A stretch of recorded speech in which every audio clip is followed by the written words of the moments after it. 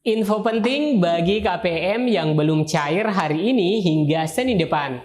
Silakan disimak karena meskipun belum dapat giliran, namun nama-nama penerima PKH tahap 2 yang akan mencairkan bantuannya melalui kartu KKS bisa diketahui. Nah, bagi KPM yang cair tentunya dianggap masih layak sesuai update terakhir yang dilakukan oleh operator 6NG atau pendamping sosial dan operator 6NG yang ada di Dinas Sosial Kabupaten Kota.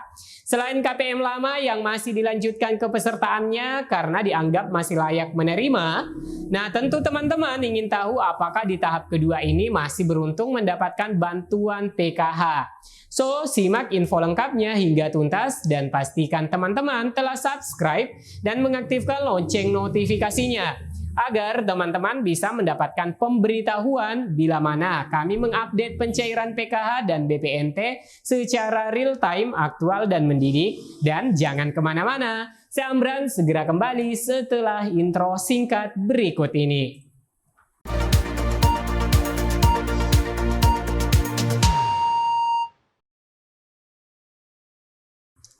Assalamualaikum warahmatullahi wabarakatuh. Nampaknya semakin banyak ya teman-teman yang mencairkan bantuan PKH-nya. Selamat ya teman-teman yang telah menarik bantuannya terlebih dahulu, dan yang belum mendapatkan harap bersabar saja. Jika memang rezekinya menjadi anggota PKH tahap kedua, maka selalu ada jalan untuk mendapatkannya. Baik teman-teman, periode pencairan untuk tahap kedua itu dimulai pada bulan April, Mei, dan Juni. Pada bulan tersebut adalah periode pencairan baik PKH dan BPNT pada triwulan kedua. Pemerintah melalui Kementerian Sosial saat ini masih melakukan verifikasi dan validasi data tentang siapa saja nama penerima PKH tahap 2 tahun 2023 ini. Sebagian sudah ada yang berhasil terverifikasi dan tervalidasi, itu akan ikut penyaluran PKH tahap 2 yang cair sekarang ini, karena tentunya dianggap layak untuk menerima dan telah lolos dari proses ketidaklayakan pada DTKS pada bulan Januari, Februari, Maret kemarin. Nama-nama penerima PKH tahap kedua tersebut itu didasarkan pada data awal penyaluran tahap 1 tahun 2023 yang telah dipadankan dengan kondisi terbaru di data terpadu kesejahteraan sosial DTKS.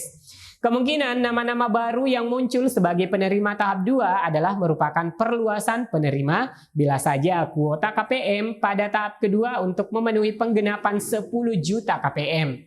Jadi sudah jelas ya teman-teman terkait nama-nama penerima bantuan sosial PKH tahap 2 tahun 2023 itu didasarkan pada data penyaluran tahap 1 tahun 2023 yang telah dipadankan dan dengan kondisi terbaru pada DTKS. Dan jika ada perluasan ataupun penggenapan 10 juta KPM, maka akan diambil dari penerima BPNT murni maupun masyarakat yang dianggap layak yang terdata pada DTKS yang memiliki komponen dan kategori PKH. Nah, nama baru ini bisa jadi adalah usulan baru dari pemerintah daerah melalui musyawarah desa, kemudian diusulkan melalui operator 6NG di desa ataupun kelurahan.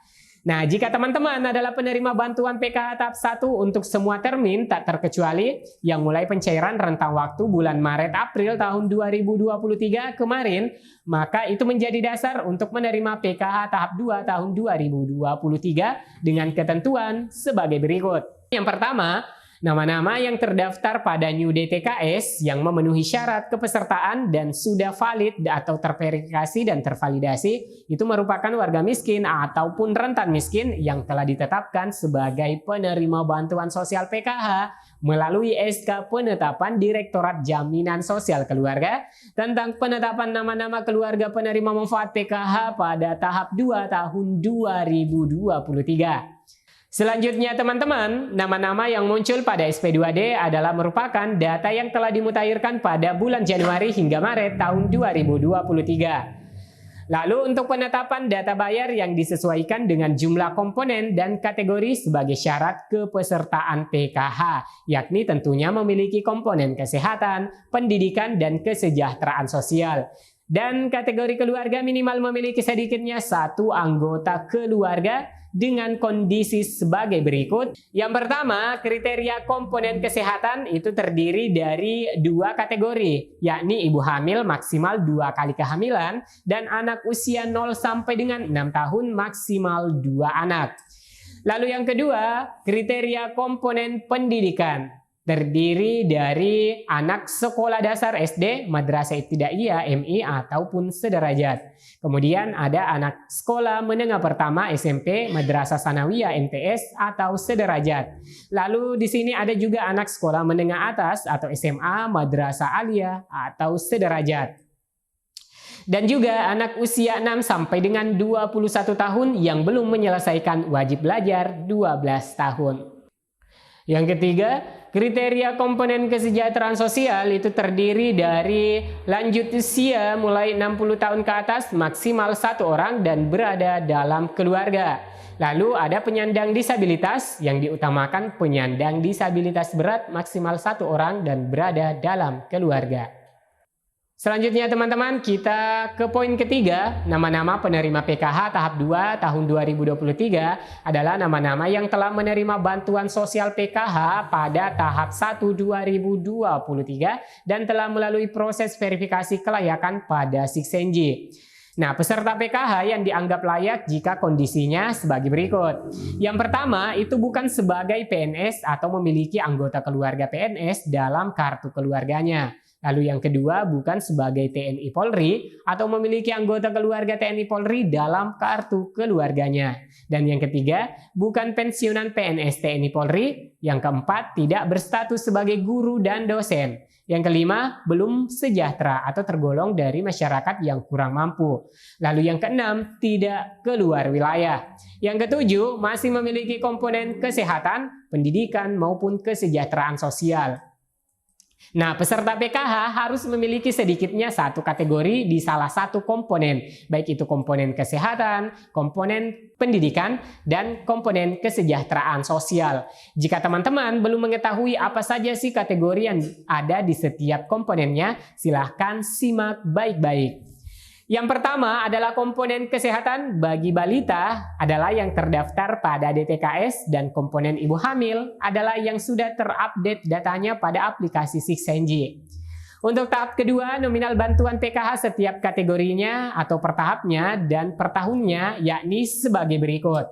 Nah, teman-teman perlu mengetahui untuk kategori ibu hamil itu Rp750.000 per tahap atau Rp3 juta per tahunnya.